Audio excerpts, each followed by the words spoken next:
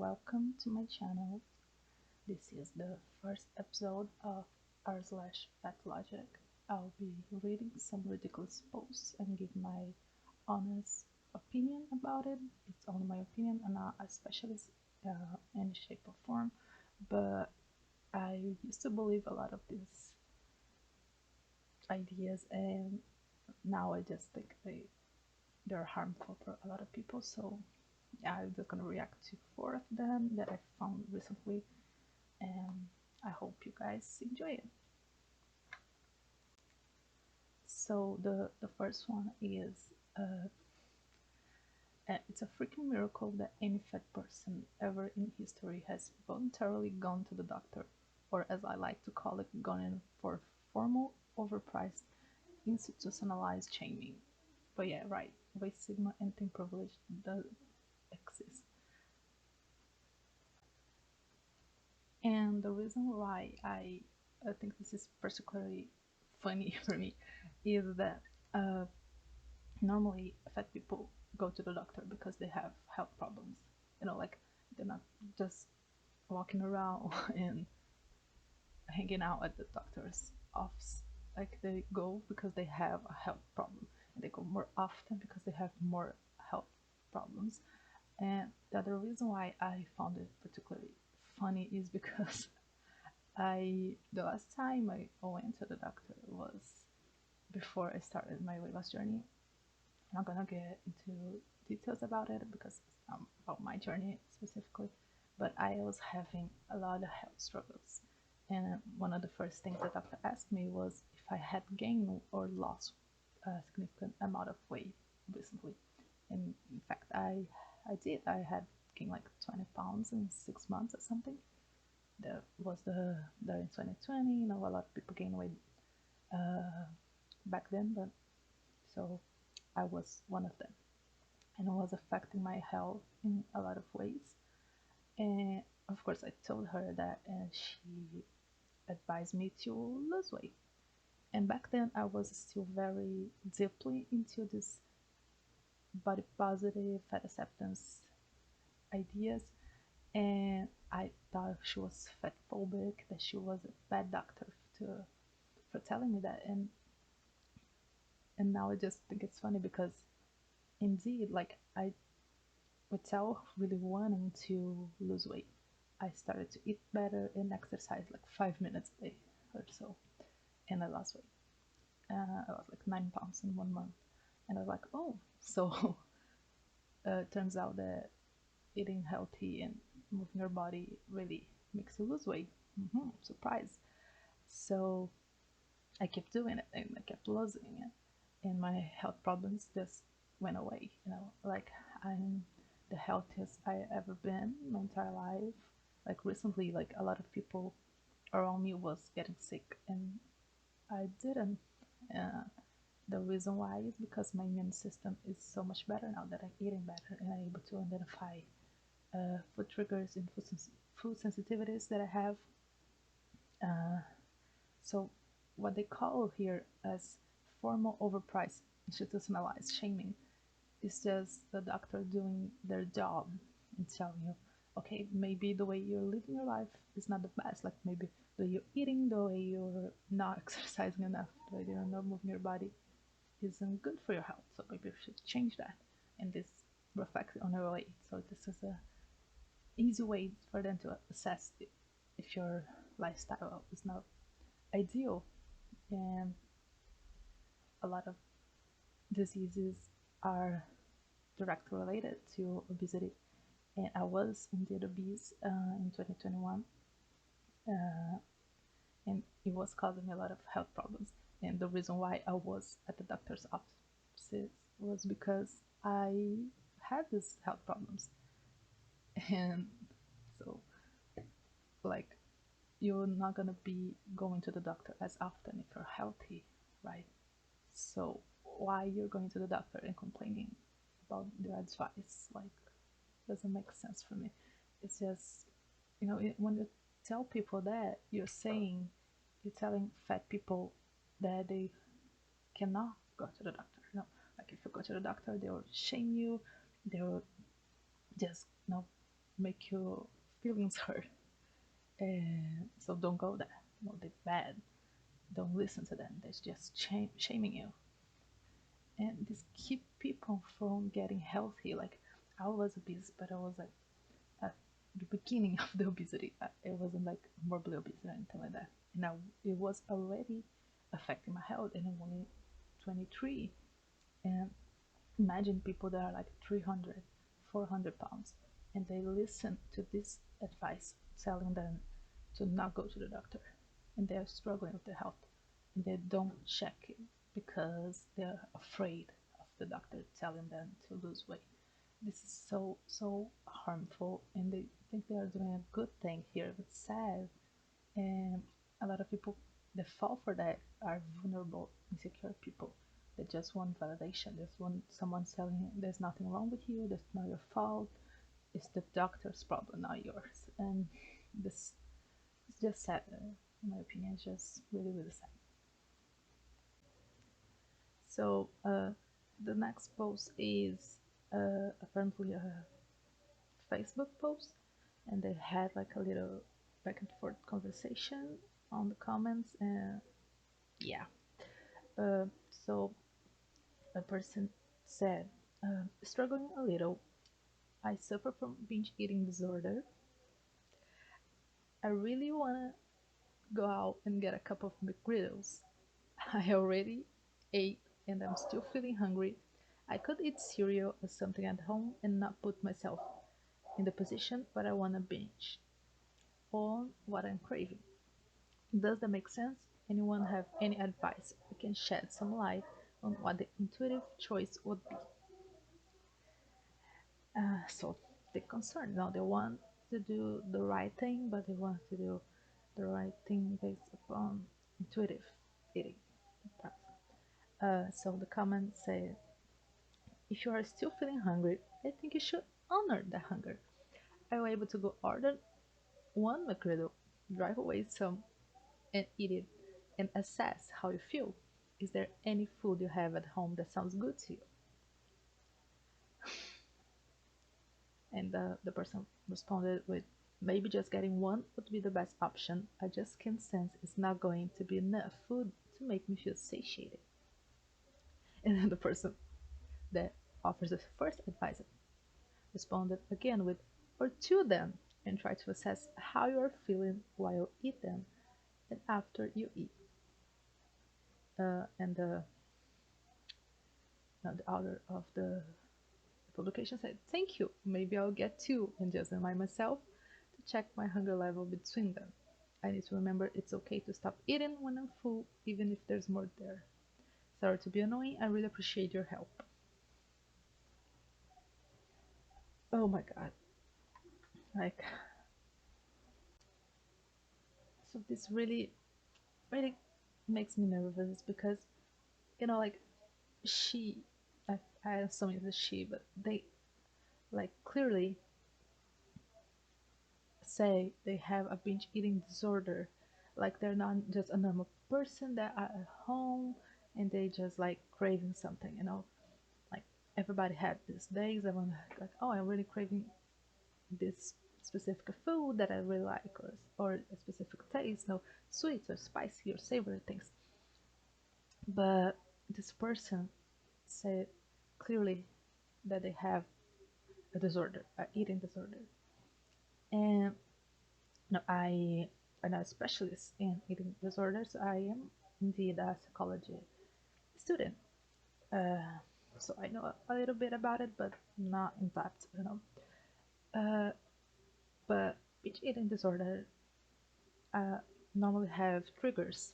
Uh, and it's not like anybody else that like have a craving, and then if they eat a little bit of it, they just satiate the craving. They can eat something else, bear with, to pump up the satiation factor or things like that, and be okay with that. People with this specific disorder, if they trigger the disorder, they will keep eating without stopping. They will lose control. And if this specific food is a trigger for this person, they will not be able to eat just one or two, as the commenter suggested. They're not gonna be able to stop. They can even like go home and binge and other stuff to feel the satisfaction and the satiation they didn't have with the first microdose. So this is so harmful to like say, to give advice to someone and say eat, because they're not just ordinary person that is having a craving, like a person, in my opinion, that doesn't have this type of disorder, that's okay. Like if you're craving chocolate, if you're craving sweets, if you're craving whatever it is, it's okay for you to allow yourself to eat a little bit, and then maybe pair with something that will keep you satiated. So maybe you'll have like a small piece of chocolate, but then you have like fruits or a Greek yogurt with, to have some protein and feel satiated longer, or like pair it with something that will make you satiated, but you still have the taste of the good things. Like this is actually what I do when I craving something. Like for example, right now I have cake in my house, and if I wanted to eat that, I know that if I only have the cake, I will feel hungry after. Then I'll keep eating cake. So I normally will have like the cake, and then I would like it's with eat along with like some eggs or some Greek yogurt or some fruits, or more low calorie things that are high in protein and make me feel satiated. So I now keep eating the cake that's high calorie. But I don't have a eating disorder. I had disordered eating. I had my struggle with food. No one gets obese without struggling with food, but I don't have binge eating disorder. I never lost control. Like what I'm eating, I'm conscious all the time. I know that I'm overeating when I do that. So I'm able to do that. What this person saying, that he's assessing if you're hungry and then maybe eating some more, or eating, or stop eating and eating a different kind of food. But someone with binge eating disorder is not able to do that. They're not able to stop once they trigger. So this is a really, really bad advice to give someone that specifically tell you they have this disorder. Like, please don't ask for advice online. Like, let go and ask help from a professional. You know, go to therapy, please. Like, if specifically, like she says she has this disorder, so maybe I'm assuming as a she, I don't know why. Maybe they had a diagnosis, maybe they had a psychologist, maybe they had a therapist. But so don't go ask for advice online. Like you can attract a lot of weird people and some really misinformed, and just can be worse for you. So don't trust anybody online 100%. Not even me. As I say, I am a psychology student, but I'm not even graduated yet. I'm not a specialist on eating disorders. I actually plan on getting specialized on it, because it's a subject that really, really interests me. But don't like go and find help. So the next one is apparently Instagram stories, and someone asked this person, does the term small fat offend you? Because I'm considered a small fat, and it really freaking bothers me. They were labeling bigger women even more than before. And the person responded with, I wouldn't say they offend me, but I do think the terms mid-size slash small fat create a divide in the body positive movement, and are misused a lot by people who are truly just thin. I think they're okay to use when they actually apply, if that makes sense. And I don't know if you guys are familiar with, but they created a fat spectrum, and like they kind of like grade like fatness and like small fat, mid fat, super fat, thin fat. I know too much about it. Oh my god. And so small fat like the first fat. And like they say, like the bigger you are, like the more voice you should have, and like the more you know about it, or something like that. Like more people should listen to you because you struggle the most, you're more oppressed, yada yada yada. So this person is actually saying that they're offended by small fat because like it's more labeling, uh, but on bigger woman. But like this label were created by them. Like they created this fat spectrum. Like no one outside the fat activism and body positive movement talks about small fat, like or fat or not. Uh, but now apparently it's offensive to use the terms that they created.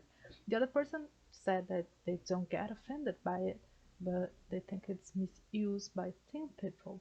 And this is clearly for me that they actually, like, people are getting so much bigger than before that fat people are now seen like thin people. Uh, like me, for example, I am weight right now. Like I think I weigh like 175, something like that. Uh, but for these people, I probably will be really thin, which is crazy for me. And they saying that like the terms mid-size, small fat, like divide the movement and things like that. Then again, they're complaining about a label that they created and saying that it's misused by people that are thin and they are not really fat. And the whole mid-size thing is like it could be a whole video about it, but for me, like the term mid-size is for a specific type of people that doesn't fit in like the quote unquote straight size people, like the really skinny girls. It was like size 2, size 4, something like that, and size 0 even.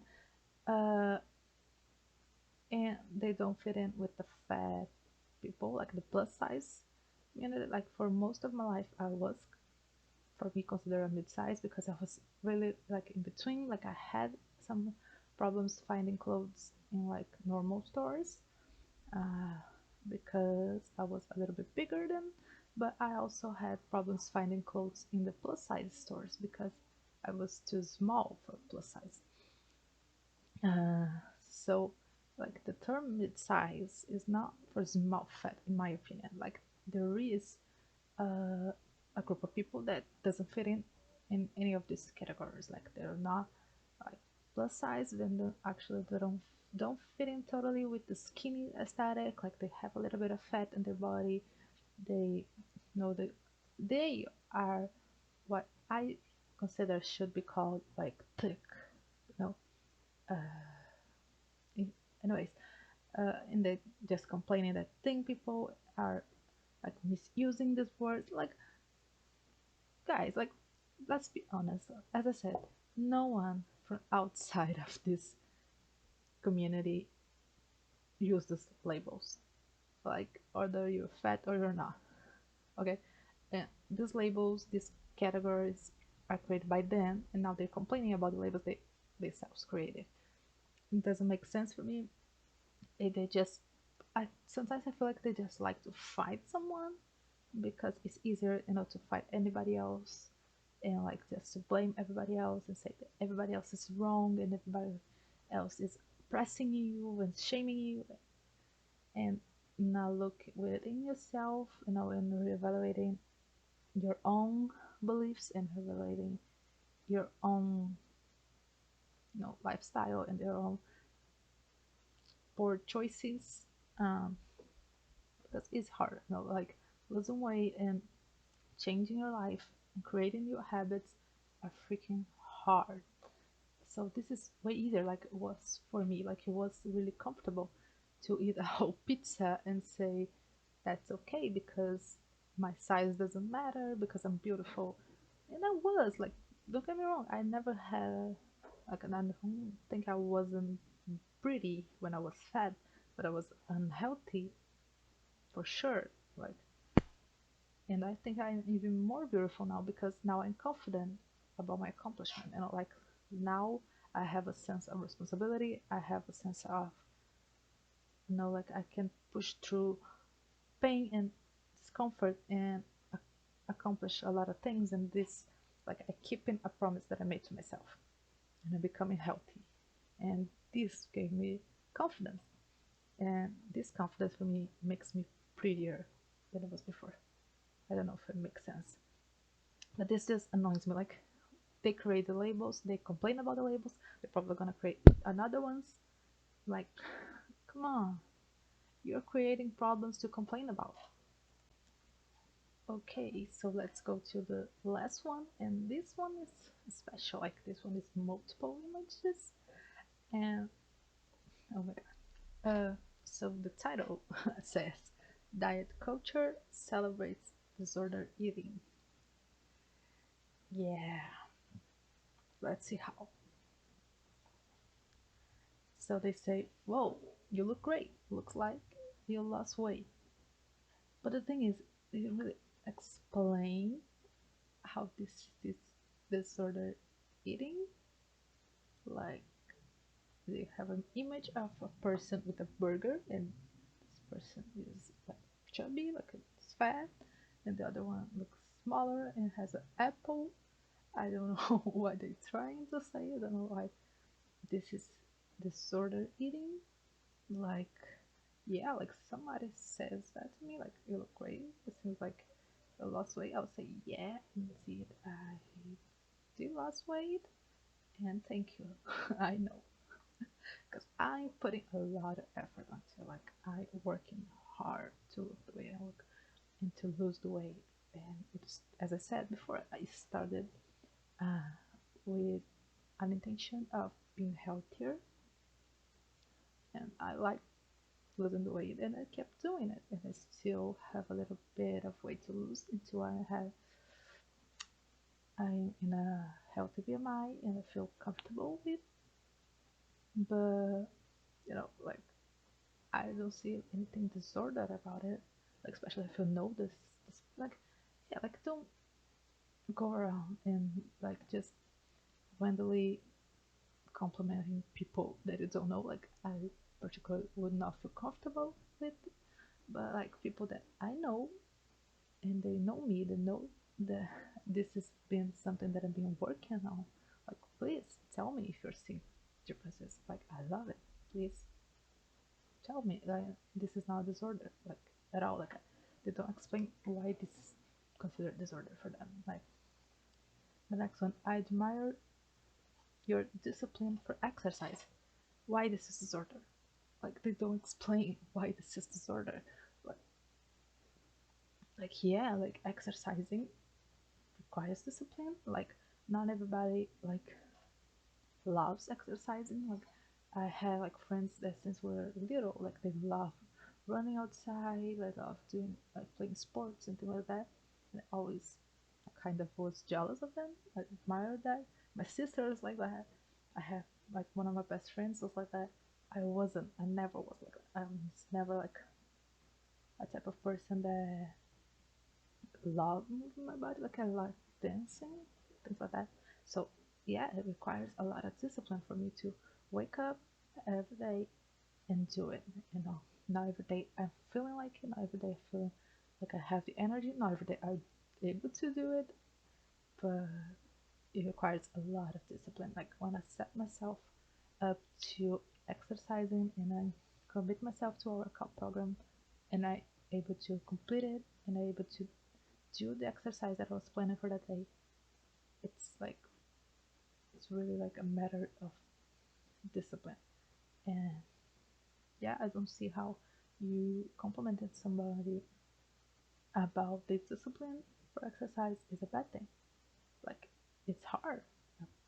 It's something that is admirable. Like, if I have, I realizing that, like, if I had the discipline to work out, and I don't feel like it's kind of like push me to do all the other things that I might not be feeling like, but I had to, and I able to be more responsible about my stuff. So yeah, like, why this is disorder? Don't know. I wish I had your willpower. I can't stop eating like you can.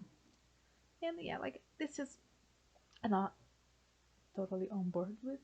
I don't think it's like necessarily disorder, but it's a misconception.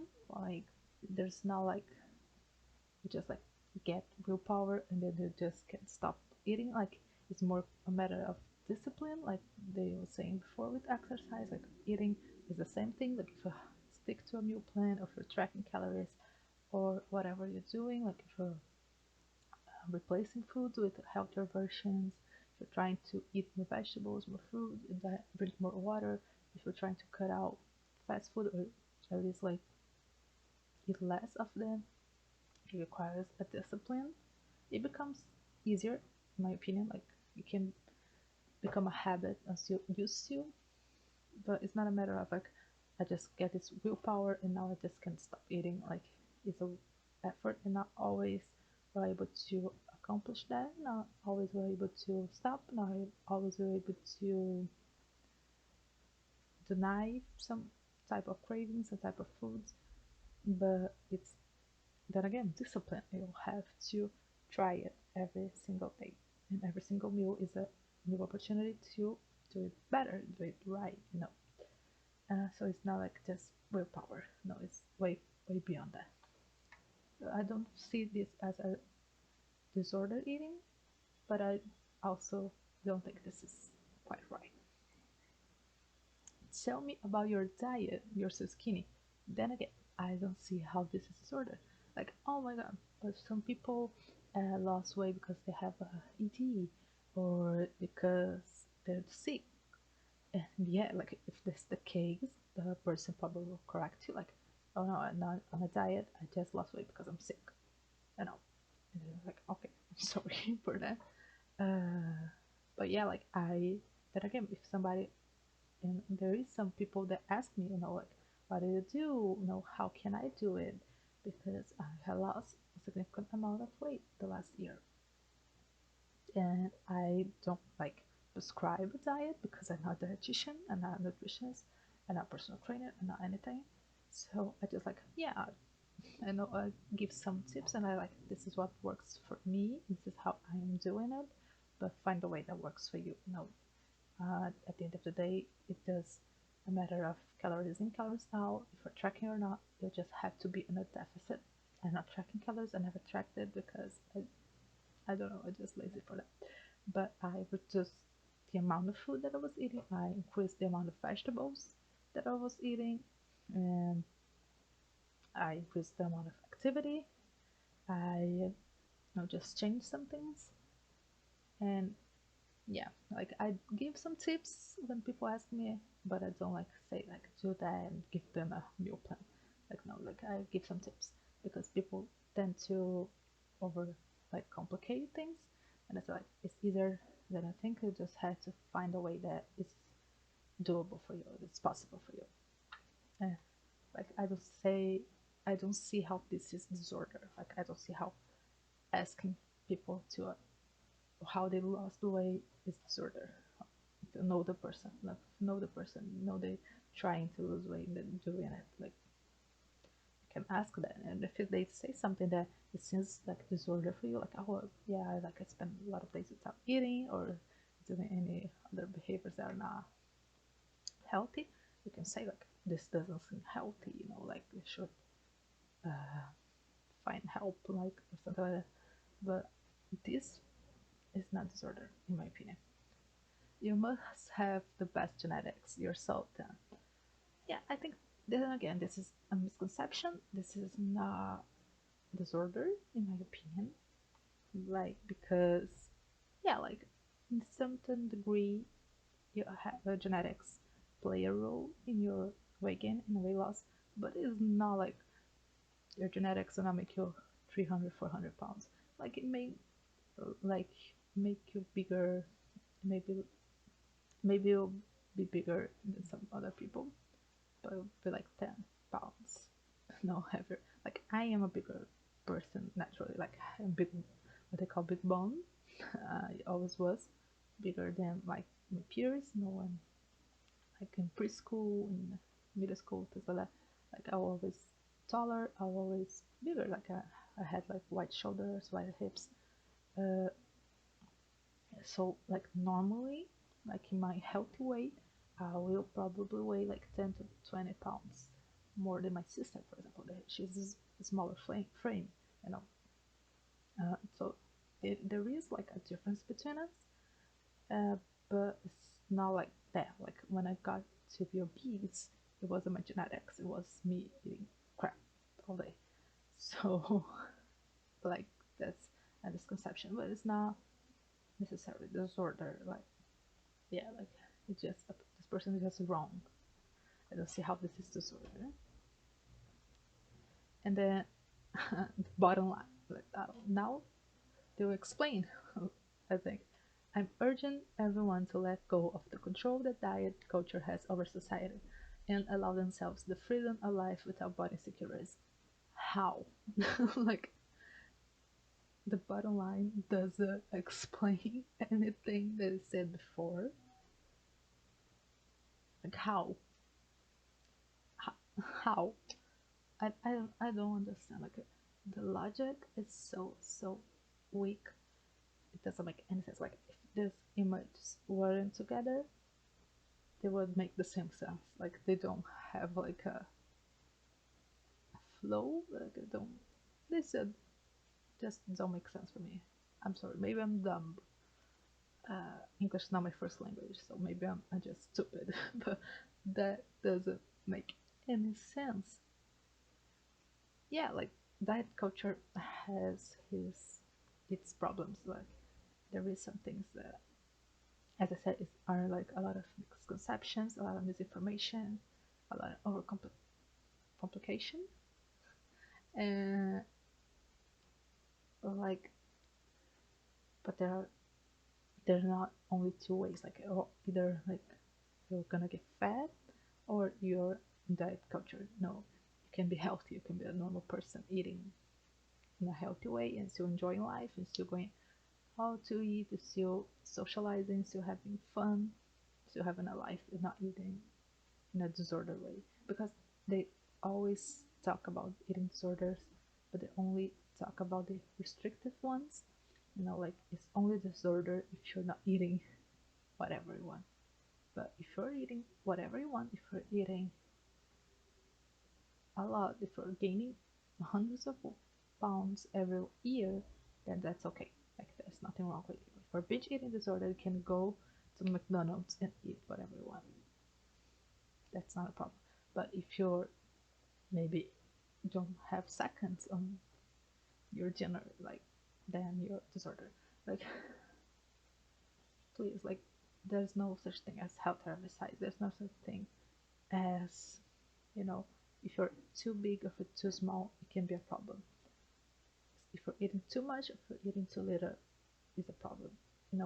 Have moderation, have balance. It's not that hard. People tend to make things look way harder than they should be. So yeah, like you can be in between. Like you can live a life that you're not like living by diet culture, and you can live a life that you're not living by fat acceptance. You can just be a normal person living your life. This was like this is crazy for me. And okay, so this is it for today's video. I hope you guys enjoy it. I really like doing it. I will be doing more of this in the future. I hope it makes sense. I rant a lot. I know I talk a lot. This is why I chose like only 4 posts, but probably I'll choose like 3 next time because yeah, I talk a lot. But I hope you guys enjoy it. If you did like it, please like the video, leave a comment. I know it's not perfect. It's my first video. As I said, English is not my first language, so it might be a little bit hard to fully understand me, but I hope you guys did understand it. And if you enjoy it, please subscribe to watch more of this. I really enjoy watching Fatlogic videos. They keep motivating me. They just really fun to watch too. So yeah, I hope you guys like it, and yeah, see you next.